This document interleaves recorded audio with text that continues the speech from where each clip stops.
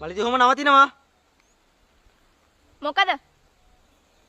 ඒ කියන්නේ තමස මට කැමති නෑ. අපෝ නෑ. චුට්ටක්වත් නැද්ද? නෑ චුට්ටක්වත් නෑ. ඇත්තමද? ඔව් ඇත්තමයි.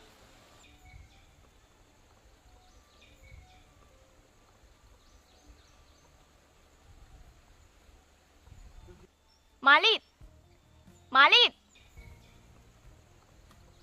ඔය කොහෙද යන්නේ? මට තමසු එපා. එහෙනම් මටත් එපා. ඒ කියන්නේ මට ඕනුනොත් ඔයාටත් ඕනේද?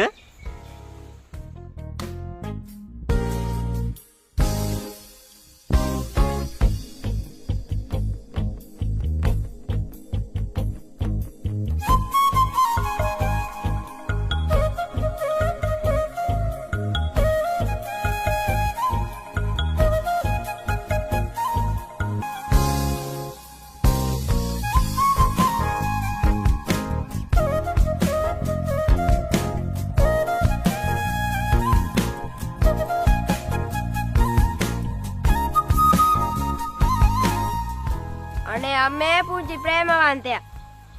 ඔය කටේ කෙල ටිකවත් පිහදාගනි. උගේ වයසට දෙයක්ෝ වැඩ. මොකක්ද යකෝ කිව්වේ? පොඩි වුන් විදියට ඉන්න ඕනේ.